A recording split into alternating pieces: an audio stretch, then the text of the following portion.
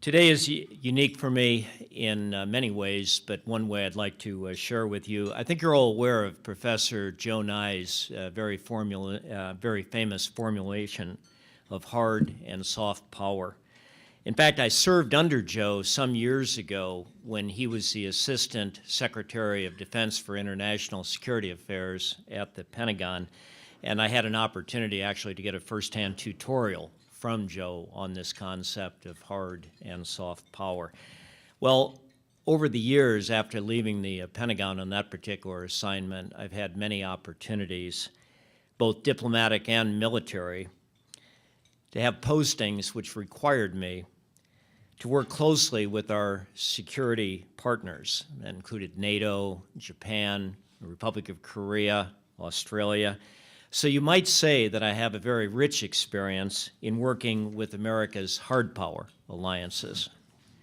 But until now, I've never addressed members of a soft power alliance, the National Humanities Alliance. And I know Joe Nye would be very pleased. You, the distinguished members of this audience, you've devoted much of your own professional careers to thinking about the humanities and to advancing their cause. And you know far better than I the intrinsic value of studying the humanities. And furthermore, you all know from your daily experiences the particulars of the growing crises we're facing in our schools and our universities across the nation as the humanities continue to retreat to the margins of the curricula. And I know that's why you're here today and tomorrow. Therefore, I thought I could best contribute to today's discussion by moving beyond these topics, which you're well familiar with, and drawing from my own experiences to attempt to answer three questions in turn. One, why at this point in history are the humanities more fundamental than ever before to our country's successful global engagement? Two, how does a grounding in the humanities prepare individuals for effective service in the international domain and for contributing to more informed foreign policy? And three, what might be done to best advance the study and application of the humanities in our country? First, as to the importance of the humanities to America's engagement in the world, today and tomorrow. In 1994, in a briefing to Congress, then National Humanities Alliance Director John Hammer, and John's here. Where is John? John Hammer said, and I'll quote from you, John, "From the NHA perspective, a significant amount of scholarly work in the humanities is of immediate value in addressing both domestic and international policy alternatives of many kinds. The humanities offer insights that contextualize and identify sources of conflict, whether they are economic, social, religious, or cultural. They, the humanities, focus on moral and ethical questions upon which all good public policy is based, and they illuminate the practical consequences of various strategic policy choices." Now, this was an assessment that John rendered some 2 decades ago. The world we face and will face, I believe, make his words even more relevant today and even more urgent. Consider the facts and the trends. First of all, economics. In 1985, our nation, U.S. GDP, nominal GDP, was about 1/3 of the global total. Today, it's 1/4 and it's shrinking. In 2012, our nation's gross domestic product was approximately 17 times larger than it was in 1960. But the level of exports was 81 times higher, and the level of imports was 118 times larger. A just published United Nations Development Program study reports a, quote, dramatic rebalancing of global economic power, end quote, and forecasts that the combined economic output of Brazil, China, and India by the year 2020 will surpass the combined totals of the United States, Canada, Britain, France, Germany, and Italy. and it's projected in the year 2025 that China's GDP will exceed that of the United States and will become the world's largest. If so, this will mark the first time in over 500 years that a Western power did not have the #1 global economy. Security. Our Department of Defense and our intelligence agencies generally conclude that the most serious threats to international order and to our nation's own security in this century are either transnational in nature, such as pandemics, terrorism, climate change, or they stem from resource scarcity, especially water and energy, or both. And these are problems that, of course, require multinational solutions. And given our nation's budget realities, America's future application of military force will increasingly be contingent upon the participation of so-called coalition allies, giving currency, by the way, to the expression attributed perhaps apocryphally to Sir Winston Churchill, which was, "Gentlemen, we've run out of money, so now we must think." Politically and diplomatically, over just the past few years, we've experienced now the Arab Spring, the Saffron Revolution, and steadily rising popular discontent with the failures of capitalist market economies to satisfactorily address the age-old problem of socio-economic inequality. Chinese Communist Party's General Secretary and President, Xi Jinping, says he's a man with a dream, which he calls the China dream, only defined at this juncture by its collectivist juxtaposition against the very individualistic-oriented so-called American dream. His stated ambition is to lead a renaissance of his country and its culture so that China can resume, as he says, and many Chinese say, their rightful place in the world. So based upon these global developments and trends, I believe that political theorists, philosophers, political scientists, historians, anthropologists, linguists, theologians, sociologists, regional specialists, and I expect most of the others in the humanities and social sciences can rest assured that the previously announced end of history has been temporarily postponed. You can safely anticipate, I think, another century of full employment, perhaps with the exception of the political scientist. We don't have the luxury today of living in a fortress and being able to look over the ramparts and see a world beyond as just so many artifacts and curios. During the Cold War, I remember there was a very clever mock travel poster made by the Central Intelligence Agency that included a very dramatic photo from Moscow's Red Square at the time, depicting a very menacing Soviet Army tank formation participating in the May Day parade. The caption was underneath it in this mock travel poster, "The Soviet Union, come visit us before we visit you."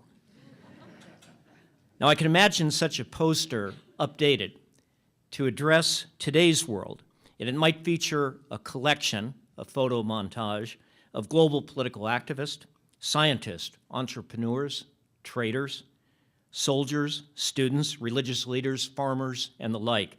And the caption underneath this poster of today would be "The world, come visit us before you become irrelevant."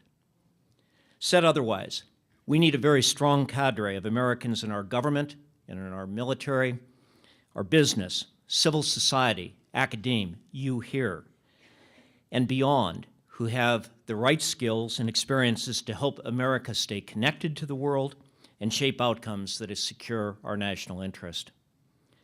If this is so, then let's turn to the second question that I posed.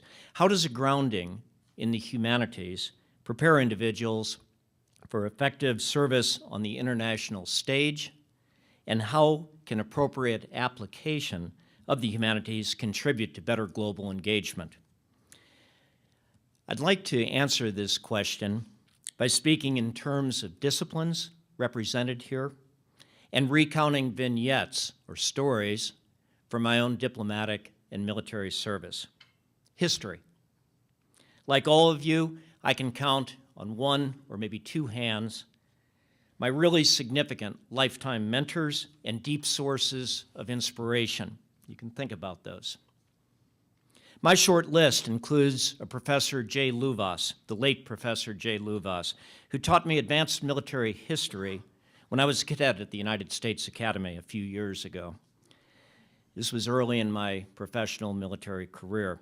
One day, as I was really wearying of studies in my senior year and preparing for graduation, anticipating my first field assignment to the Republic of Korea, I asked Professor Louvas very pointedly how his lectures might help me in the days ahead, far from the classroom, serving as a second lieutenant, confronted with a very specific tactical problem. Professor Louvas, how can your lectures help me?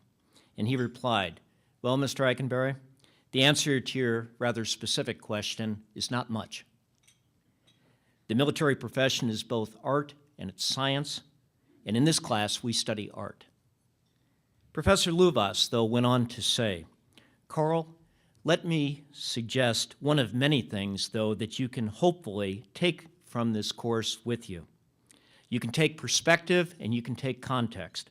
In the coming years, you may be called upon to lead soldiers in combat. I know of no more stressful, demanding, and lonely task. But remember, no matter how difficult the situation you may face, commanders over the millennia have been there before you. There were Xenophon's 10,000. There were Wellington's troops at Waterloo. There was Grant's army at Vicksburg. Different technologies, different geography, weather, missions, different odds.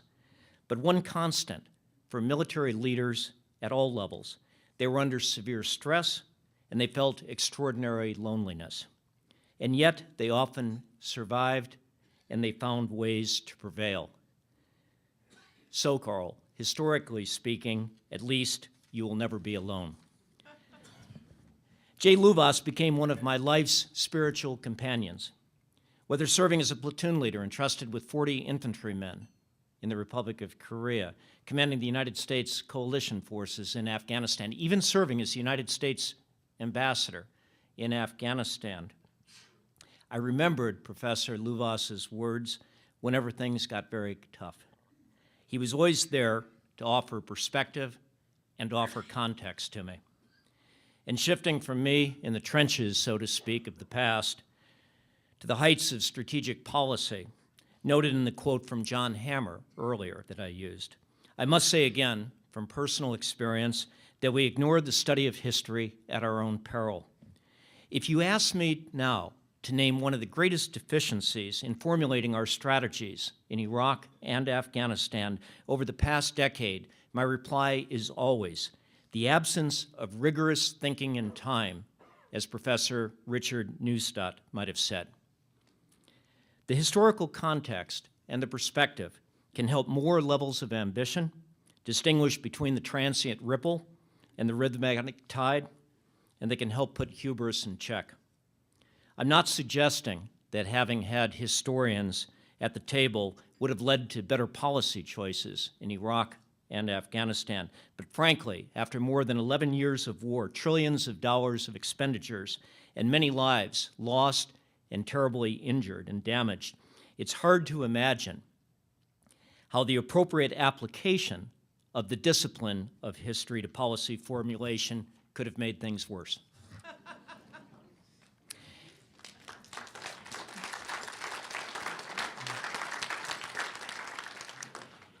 Archaeology and museums. You might be surprised to know that over the course of my years of service in Afghanistan, the two most cost-effective U.S.-sponsored projects I can think of are the restoration of the great citadel of Herat, one of the gates to Persia, Kala Ikhtiyaruddin, whose origins date back, by the way, to the time of Alexander the Great, and the renovation of the Afghan National Museum in Kabul, which included, by the way, the placing of a very wonderful exhibit of artifacts from the pre-Islamic Gandhara Buddhist civilization that flourished in Afghanistan during the times of the latter Roman Empire and the early Byzantine Empire. These efforts, which were priced in the few millions of dollars, not the tens and hundred millions of dollars that are associated with large-scale reconstruction projects, the building of security forces, military operations, in the few millions of dollars, these two projects paid remarkable dividends. First, they offered the people of Afghanistan, traumatized by decades of conflict and chaos, evidence of a rich culture and prior days of glory. With displays of some facts and some myth, the Herat Citadel and the National Museum of Afghanistan are very much part of the foundation on which a more stable and prosperous Afghanistan must be built. They made incredible contributions to the promotions of national unity. Turning on their head, the words of the notorious Nazi playwright Hans Jost, one might be able to say, when I hear the word gun, I turn to my culture. Second, they serve as good American legacy. The Afghan people, when they see the restored citadel of Herat and the revitalized National Museum of Afghanistan, they catch a glimpse of an America that has been, in parts of the world, very frankly, obscured quite literally by the fog of war that have attended many military interventions. Indeed, over my time as Chief of Mission at the American Embassy in Kabul, I came to regard our Culture Heritage Program Manager, AKA our Embassy Archaeological Specialist, as one of the most high-impact members of our team. By the way, she was one of only 2 archaeologists to be found in U.S. embassies anywhere in the world today. Music. When I was the ambassador in 2009, we, our embassy, the American taxpayers, made some modest contributions to the startup of what was called the Afghanistan National Institute of Music in Kabul, and that provides instruction in both Western music and traditional Afghan music to youth regardless of their means. 2 months ago, I attended a concert performed here in the Capitol at the Kennedy Performing Arts Center by the Institute's orchestra. The event turned out for me to be one of the most powerful and emotional musical concerts that I've ever attended. The sense of pride that was engendered through that concert to the many Afghan national and Afghan American attendees was simply overwhelming.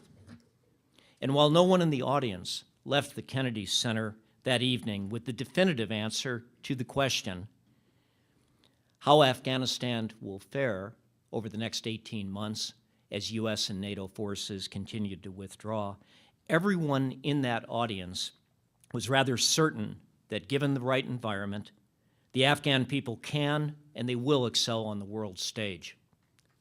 I visited Singapore recently and met with an old friend, a very worldly, in my mind, wise Ambassador Tommy Coe, and I don't think that Tommy would object to me disclosing a relevant point from our conversation in Singapore.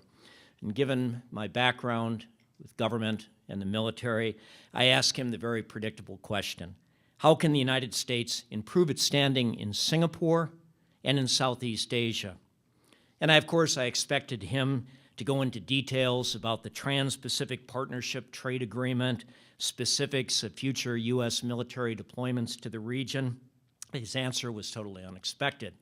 He said, "Send the New York Philharmonic Orchestra." Now, the meaning of this was clear. It was not really about specifically the Philharmonic Symphony Society of New York, as it's properly called, or even specifically about music. It was about deploying, and sorry to use the military terminology, soft power. Victor Hugo wrote, "Music expresses that which cannot be said and on which it is impossible to remain silent. I take music here as representative of all of the humanities, and I agree with Hugo. What they offer often cannot be verbally expressed, but they cannot be left silent. America's historic advocacy of the humanities is a great source of international appeal, and we retreat from this advocacy at great cost. Last, the study of languages. Here, my favorite story dates back to the fall of 2002, shortly after arriving in Afghanistan on what was to be my first of 3 tours of duty. Eager to rapidly learn as much as I could about the country and the people, I asked and met with many Afghans, and I asked them about their history, their culture, and their customs. Now, one evening, I hosted for a dinner a General Asifi, and then he was the commander of the Afghan border police at the time. And both of us were relying in this conversation on my very good Dari interpreter, a young Dr. Najib, who, as I like to say, was about 98% on technical proficiency, but he was at 110% in terms of being able to capture the spirit and the emotion. As he would get more excited, his technical proficiency would drop, but that was okay. We weren't talking about nuclear arms control issues at the time. So,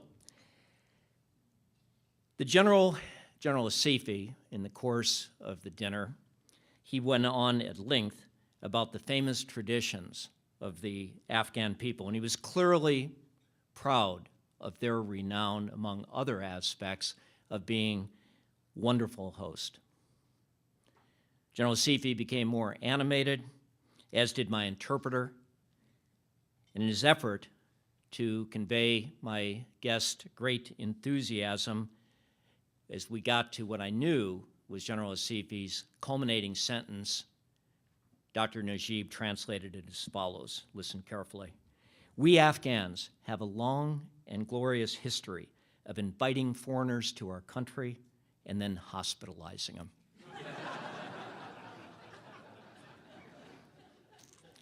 Now, I think Dr. Najib, in this instance, got it wrong in his excitement and enthusiasm, and the proper translation should have been, I think, and then showing them great hospitality.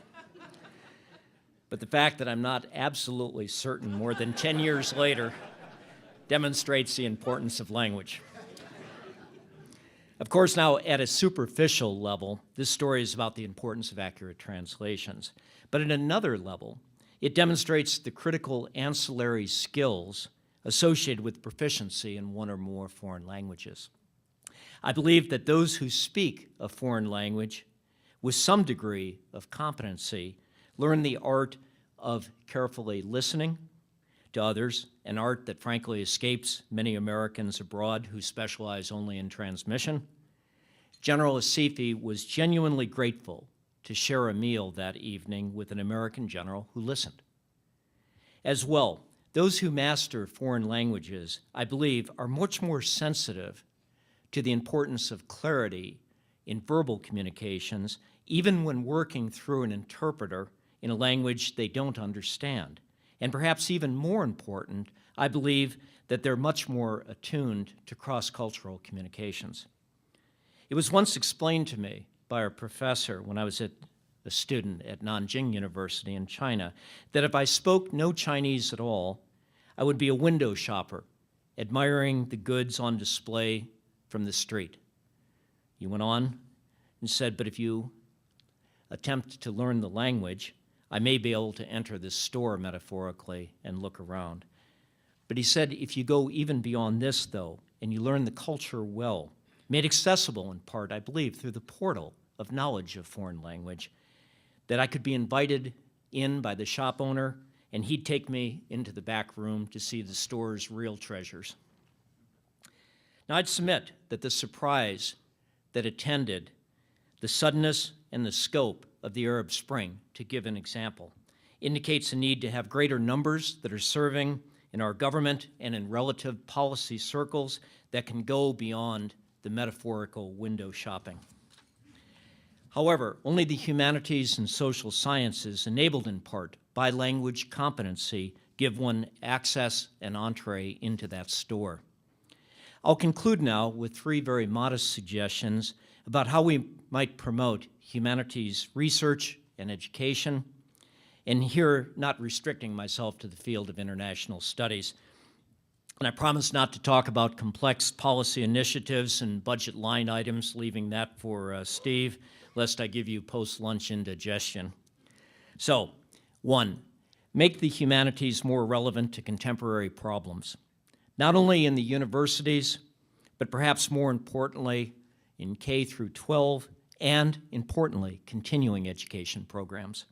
To illustrate, in his classic History of the Peloponnesian War, Thucydides wrote much, of course, about the conflict between Athens and Sparta, the so-called rising and status quo powers of the time.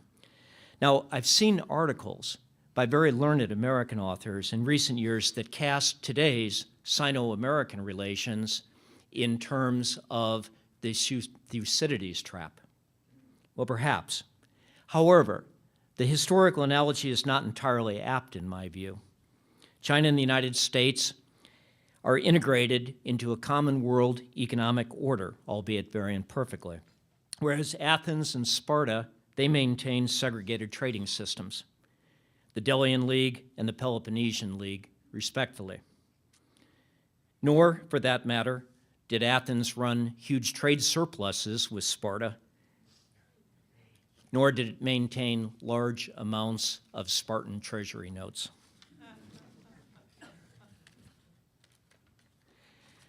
Now, I'm pointing here to some really not so trivial differences in using the Sparta-Athens analogy to the United States and China today.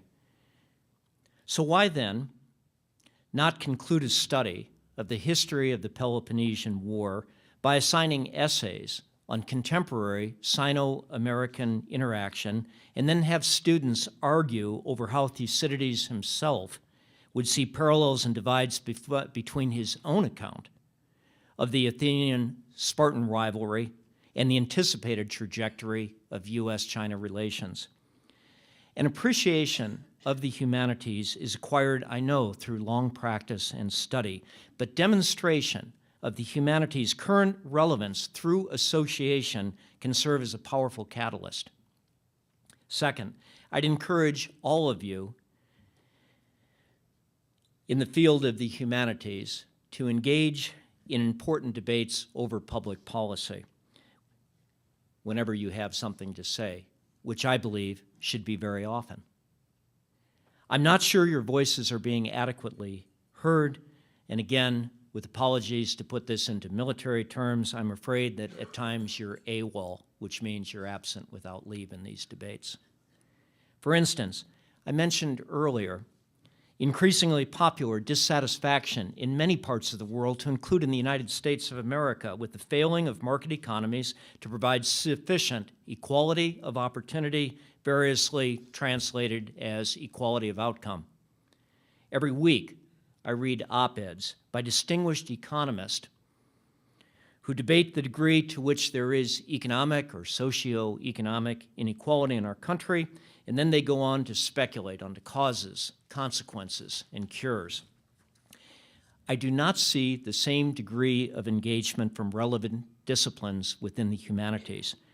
I wondered that if the Gini coefficient, which was formulated first in 1912, had been popularized centuries earlier, whether, say, Rousseau would have reduced his arguments on inequality to, say, the need to achieve a national Gini index of less than 0.25. To use the jargon of today, I think that those of you in the humanities, you need to reclaim your space in many of the great public debates of the time. This argument relates to the first point, of course, as well, establishing your contemporary relevance. Third and last, inspire your students to explore the humanities. As I approached the end of my sophomore year at West Point, I resolved to drop Mandarin Chinese study, having completed my 2 years of mandatory foreign language classes at the military academy. I very much enjoyed studying Chinese my first 2 years at West Point, but it was really time-consuming. I was concerned as I looked forward to my junior year, where I'd be facing a very heavy load of engineering and science courses, that Chinese study would simply become an obstacle to try to keep my grades up.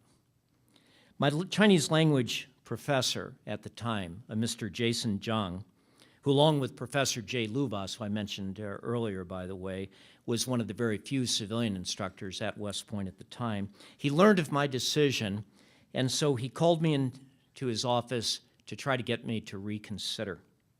He said, "Mr. Eikenberry, you need to participate in the Chinese language club trip to Taiwan this summer before you make your decision." Now, I was a very wise 19 years old at that time, and I told him I'd made up my mind and that joining the trip would sure be interesting, but it'd be a waste of resources. But he persisted, and so I reluctantly agreed.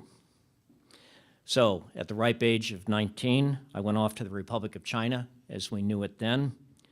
Mandarin classes at the prestigious State Department language school at Taichung and rubbing shoulders with American diplomats.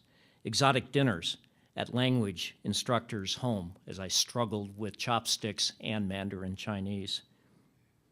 Attending training with Chinese cadets at the Republic of China Military Academy at Kaohsiung, driving up the east coast of Taiwan to beautiful Hualien and Taroko Gorge, flying to the offshore island of Quemoy, or Jinmen, enlisting as nationalist army forces and their People's Liberation Army counterparts on the mainland exchange propaganda insults over loudspeakers. This was during the time of the Cultural Revolution, by the way. And then walking the night market of Taipei. Each of these are still very vivid memories. I don't remember details about my engineering and science classes of the junior year. Well, I returned to West Point then in the fall of 1971 and told Professor Zhang, sign me up for 2 more years of Chinese language classes. 2 more years then seamlessly became a lifetime avocation. Professor Zhang knew his mark well. Even as we here today and tomorrow discuss the critical and the inescapable need for funding support for the humanities, we should never forget the role of inspiration in exciting the next generation so that the torch can be passed to them. I would urge all of you to be Professor Zhang's. Thank you.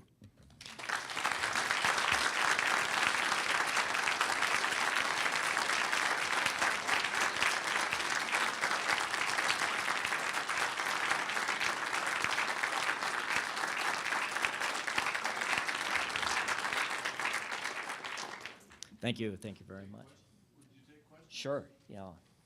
We have microphones here if you have a question.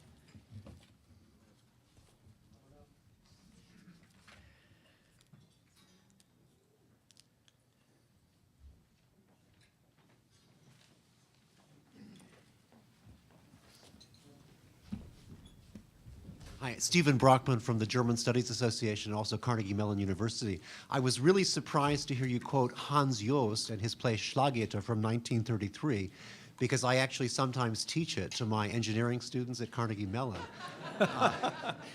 I'm in trouble. I make them read it in German, and I'm just wondering how it comes to be that you're familiar with that play. Truth in advertising here. Actually, I came familiar with that play 3 weeks ago when I was in Mumbai as the guest of what's called Gateway House, a very young, exciting startup think tank, something like our Council on Foreign Relations, and was invited by the director as part of my stay there to go and attend the annual conference of the Indian Film Writers Association, which was just a terrific experience. So I sat for 3 hours learning more about Indian contemporary culture and more about Bollywood. One of the very wonderful speakers stood up and gave a wonderful lecture on the importance of film, the importance of culture, and he's the one that used this quote. And so I went up to him afterwards and discussed this with him. He's the one that gave me the introduction. Fortunately, he did not say this in German, so I was able to understand it.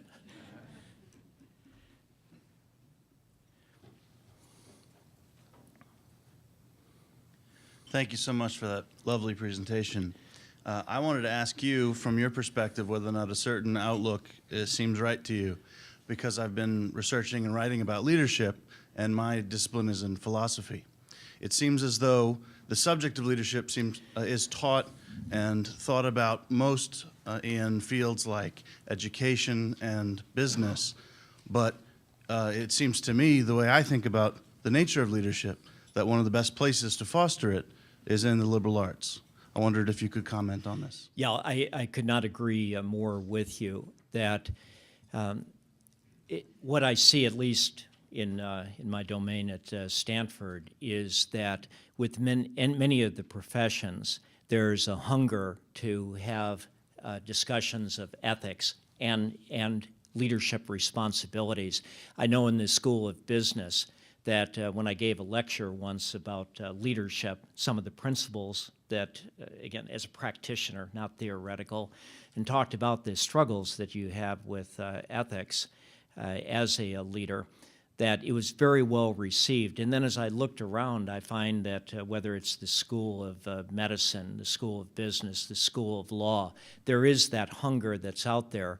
So it then leads to the question, I think, for the humanities: do you then build your classes and hope they will come, or do you form partnerships with other professional departments and faculties where you can then offer to go forward and talk about these topics from the humanities perspective?